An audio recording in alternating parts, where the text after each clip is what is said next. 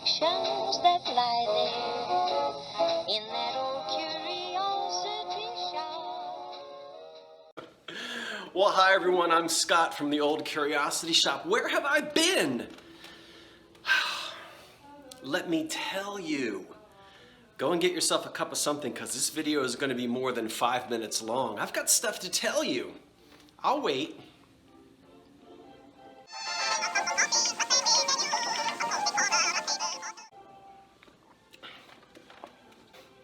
Okay, welcome back. I'm Scott from the Old Curiosity Shop, and it's nice to be back with you after 4 or 5 days. I've missed you. Well, let me tell you, it has been a mess. But I want to start out by saying first, I'm healthy, my parents are healthy, the cat is fine, and I have so much to be thankful for. So this is not a complain session. Well, we had a roof collapse here in my building. Let me explain that this building is 122 years old, 123 years old, about that. 1898, 99. It's 8 floors, and I live on the top floor. So the roof of the building is actually, I don't know why the roof of the building is my ceiling. We all own our homes here in this building. So we have an HOA, homeowners association, that meets. And we have known for a while that we've needed a new roof. And we've been working on it. Rain, snow, rain, snow. Well, the other night, I didn't hear anything. The supervisor woke me up, which happens to be my soon-to-be 20-year-old cat, not a building supervisor. Because he jumped on me and he was wet. And I said, okay, have you been playing in the bathtub again? Now, those of you who don't have cats don't realize that even though they have a perfectly fine, crystal clear water bowl, there's something about either playing in the toilet or in the bathtub at 3 o'clock in the morning that fascinates a cat. So I keep the lid on my toilet shut, just in case you were curious. But the cat still plays in the tub. I figured that's what he was doing. That's why he was wet. No! I came down and, of course, it looked like a scene from Amityville Horror. Do you remember that? Was that the movie where the, like, rusty-colored blood was dripping down the walls? Well, I have some walls I need to repaint. No ceiling collapse here, but my poor neighbor across the hall, lucky for him he was in Jersey, or he would have had a bunch of plaster on his head. Huge sections came down where he is, and some other portions of the 8th floor. Nothing in here except cosmetic, and I need to repaint way up there a portion of the ceiling, but I'm not going to do that until the roof is replaced. So we've had meetings, and we're speeding up choosing the contractor to do the work. And it's gonna cost a lot of money. So what happens is, for those of you who may not know, when you own a city condo, apartment, loft, whatever you want to call it, you pay, of course, your mortgage and an HOA, but then they have assessments. Like when the elevator had to be replaced, we just paid for the elevator. So there'll be an assessment, and based upon your square footage, the cost of the new roof is shared by everybody in the building. But we also have to have the great big concrete cistern frame taken down, which was probably put up there around 1900 and is obsolete today, but that needs to come down, and that's going to drive up the cost quite a bit. Oh, oi. Let me tell you something. I am not complaining. I have my health. My family has stayed healthy during this year-long pandemic. I did not lose my job, and I feel very, very thankful. So I'm not asking for any woe is me. There are so many people in this country who have suffered so much through loss of work and maybe loss of loved ones because of the pandemic and loss of jobs and so forth. I will do jumping jacks every morning and thank the Lord because God is good and I'm happy and I'm thankful. And so I just want to say that. Thank you. It's so nice to be talking to you guys again. I'm glad you can let me sort of share this stuff with you. I know that's not why you tune in. I've got a few things on the floor I'm going to show you. Let's see, we had more snow yesterday, but Thursday and Friday of this week, it's supposed to be 70 degrees in Philadelphia. 70 degrees in Philadelphia. And then like snow again later in the week. That's what happens in the springtime here. That's what we get. So I'm going to show you a few things here. Why was I telling you that? Oh, flea market season is getting ready to get back in high gear. Outdoor flea markets. I went to my first outdoor flea market since last December. I went a couple of days ago and I bought a lamp. I'm going to show you that in just a second too. All right. So let me first show you the things that I've gotten listed recently, very quickly. Imperial Glass made the Cape Cod pattern from 1932, I believe, until the early 80s. It's enormously popular. It's a thick, heavy glass. You'll find it. Be careful. Check your comps. It is still collected. Here are parfait glasses. And here are little cordials, which are not that easy to find. This is somewhat easy to find.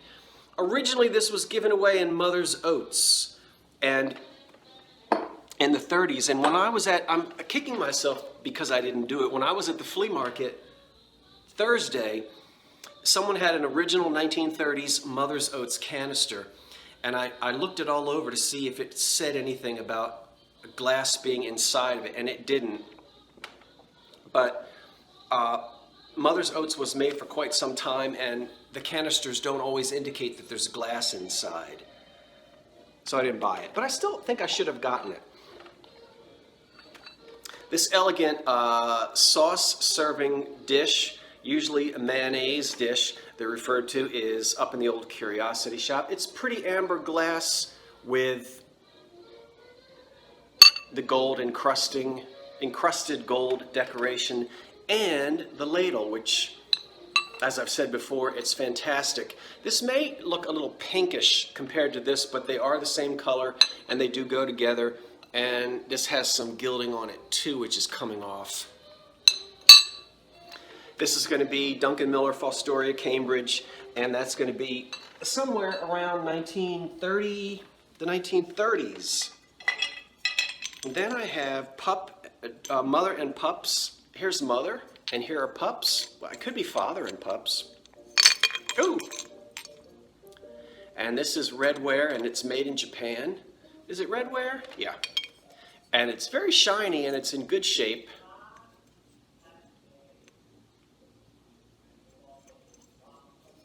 Yeah, the pups on the little chains like that.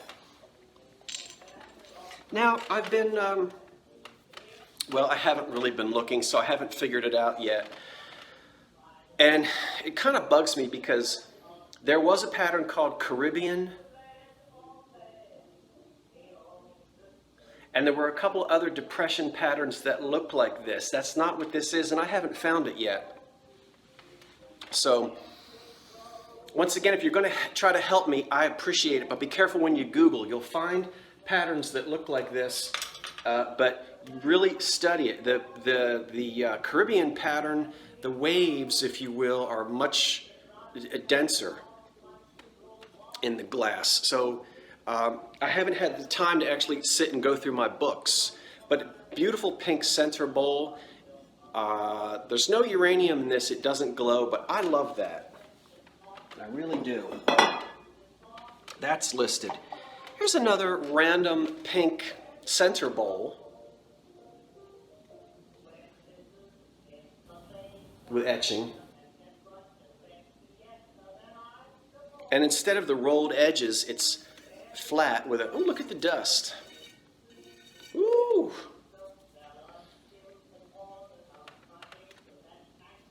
All right. So that's a nice one. That's in the shop.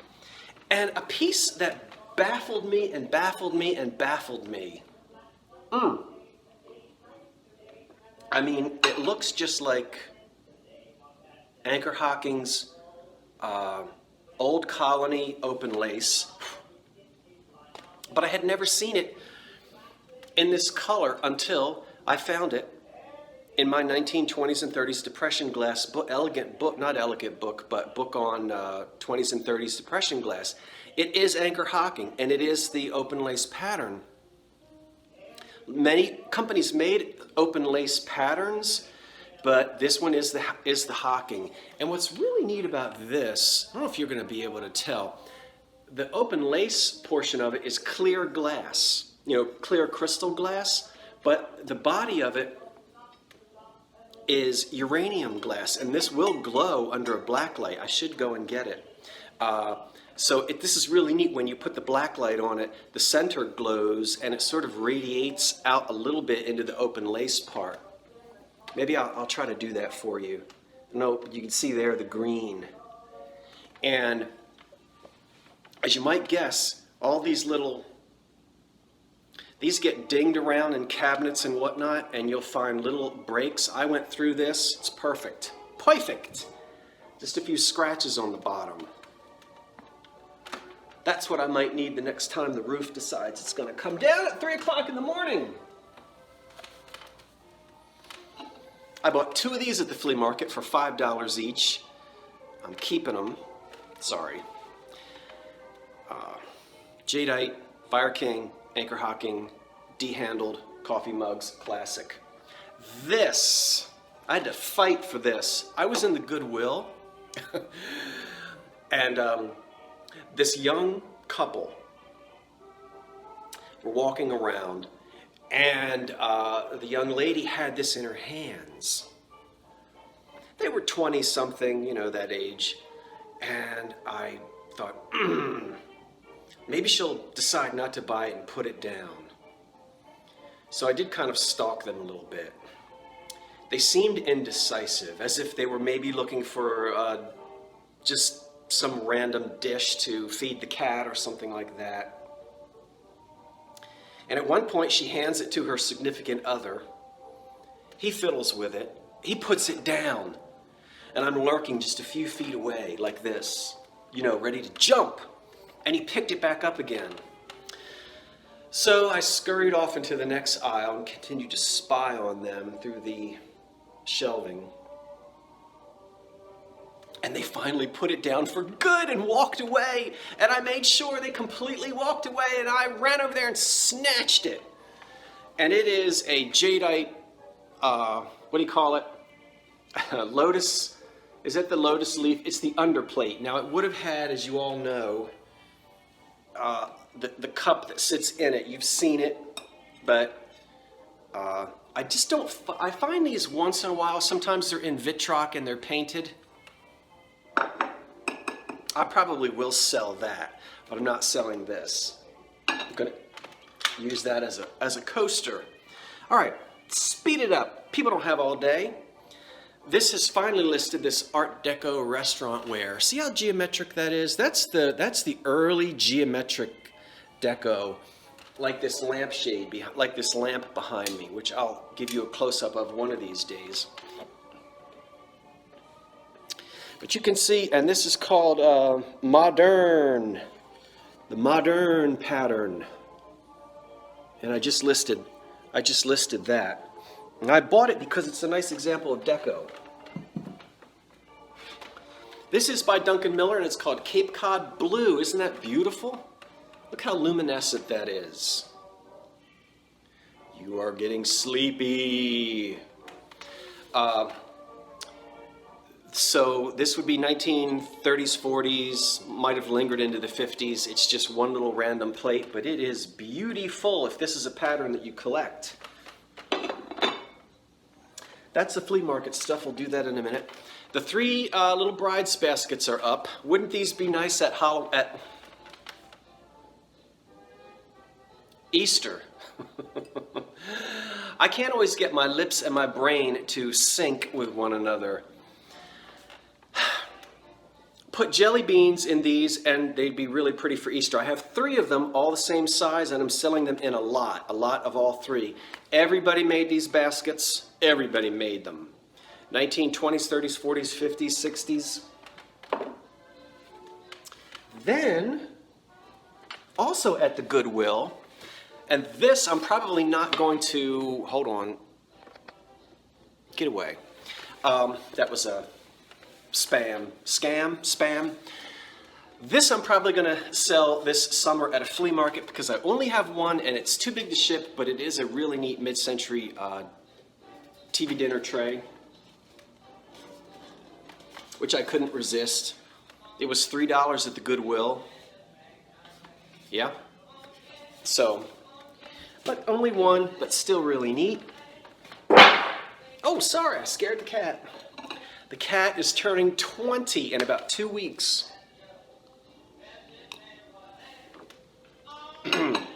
He has his ups and downs, but he's still there. Okay, what did I get at the flea market? I bought a planter. All right, who made it? 30s, 40s. The colors are very delicate. And you already know it's a piece of McCoy. That was $1. I love this. I like fruit. I like all fruits except cantaloupe. Honeydew is okay. Ugh, cantaloupe? Ugh. Anybody else like, just to smell it, I have to leave the room. Any other fruit, love it. Cantaloupe? Ugh. Am I the only one? This is missing something, for those of you who know. This would have had, let me turn it this way. This would have had 3 sectional, not trays, but dishes that would fit all around, completely around the perimeter. You know what I'm talking about. They interlock sort of into each other. And those are gone. Oh well. This is a piece made in California. Probably, it's mid-century, but I like the muted colors on it. The plum is the handle, and then there's the basket, the fruit bowl. You see, that's the lid. And I'm going to sell this. I don't think I have it listed yet, but it's going to be listed soon, and I like it just like that. In the center of your table with the lid on it. Put anything you want in that. I paid $10 for a lamp I need to restore. There is where I'm going to be putting new sockets on it. But it's a wonderful barley twist lamp. And, 18 minutes. Are you still watching? But it is mahogany. Ooh, that'll make you dizzy. I tried to hypnotize you earlier with my Duncan Miller plate. Now, how about that? That's very hypnotizing. Abracadabra. So this one, I don't know if you can see, is mahogany wood. A lot of times barley twist is oak. And we see it a lot in English furniture, but it was also popular in the U.S. You could get furniture that had legs and spindles that would be called barley twist. This is a nice table lamp, which is going to date to, the 20s. And I'm going to restore that and put an appropriate lampshade on it. Now, I think the last thing I want to show you, and we will get this video over with in less than 30 minutes, is a lamp I bought at the flea market. Again, first time I went since probably December. I will go if the weather is decent in the winter months. If I can plug this in. So this is called a reverse painted shade. And this is a little lamp that's going to date to the 20s. Now I replaced the socket because somebody put a brand new brass socket on it. and an ugly cord with a big ugly vacuum cleaner type of plug. So I put an old-fashioned socket on there to match, and I also rewired it with my wonderful old cloth cord, silk cord. And you'll see, wait a minute, I'm trying to get you to, so there's the old Bakelite plug. And here's the silk. This is actually green. I don't know if it's showing up.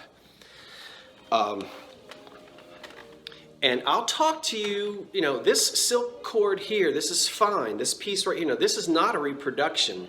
This is an actual antique cord, but this one is okay. I'll tell you some other time how you can tell whether they're okay or not. You might be able to figure it out. Maker unknown, the paint is on the inside. Now somebody didn't paint this. These look like 1970s colors.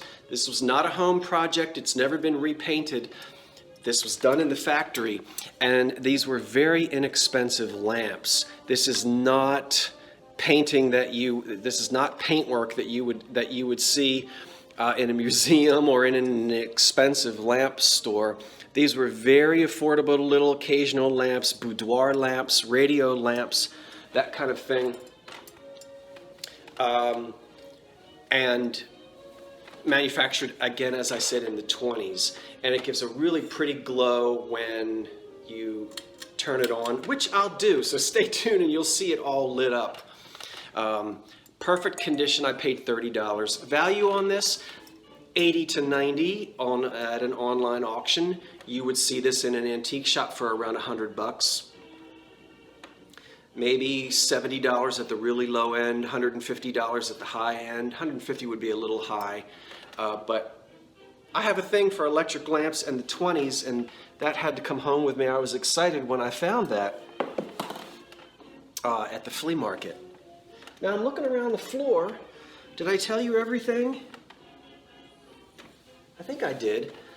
Oh my goodness. I guess I go too fast sometimes. I am so excited. So it's March. The snow is melting.